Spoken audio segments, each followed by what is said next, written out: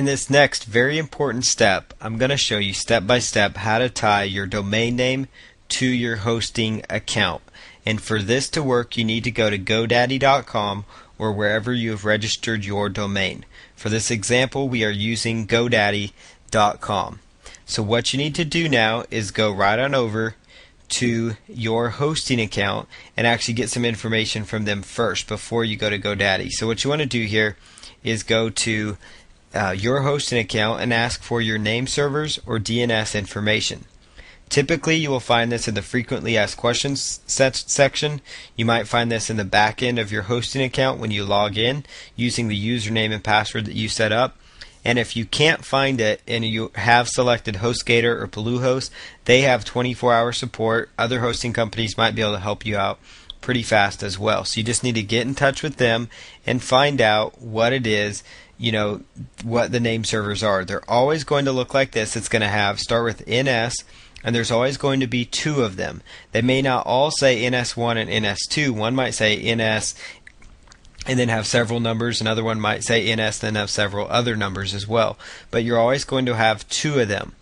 So for this example, I have chosen Bluehost for my hosting account. So these are going to be my name servers because those are true Bluehost name servers. Now these for a HostGator are more than likely are going to be different. And so you need to make sure you know what your name servers are or this step will not work. But this step is vital to getting your website live. So what you need to do now is go right on over to GoDaddy.com, log into your account, go to Domains and select My Domains. My Domains. And if you have multiple domain names, you just need to scroll down till you find the domain that you're working from. Otherwise, if it's your first domain, it should be right at the top.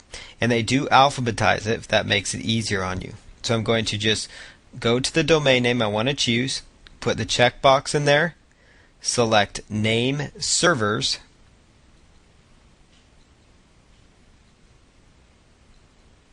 and then what I'm going to do is by default they will say I host my domain with another provider. Make sure that is checked, and then you're going to put in the name servers that you are going to be using. And just type in NS1 or whatever the name server information is. And it doesn't matter if you type it in lowercase or uppercase, it will change it accordingly. Then you choose OK.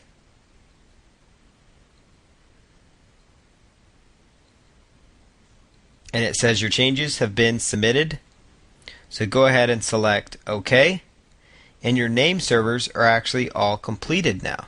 So what you're going to do next is go right on over to the next section, next step of this process. And that's to go right on over to your hosting company. So you can either go to HostGator or Bluehost, whoever you've set up an account with. And if you're with HostGator, typically it's going to be the domain name you set up /cpanel. If you're with Bluehost, you'll just go to the front end and sign in, which that's the example I'm giving you here. So I'm just going to log in to my Bluehost account here. It'll take just a moment. And both HostGator and Bluehost use what's called cPanel, which makes life much easier on the back end when you're trying to do things. You don't need to know what everything means back here, but for the most part, there's just a few main areas you want to understand, and that's just what we're going to cover here. You want to go to Domains because you now need to tie the domain name to your hosting account. And if you were using HostGator, you may not need to do this step. It depends on how the hosting company does it.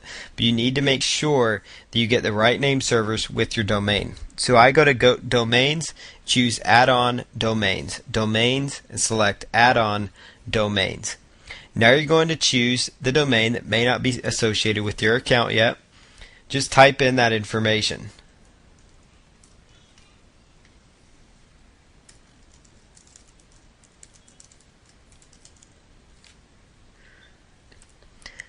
If you set up your name servers correctly, it's going to tell you the name servers were verified.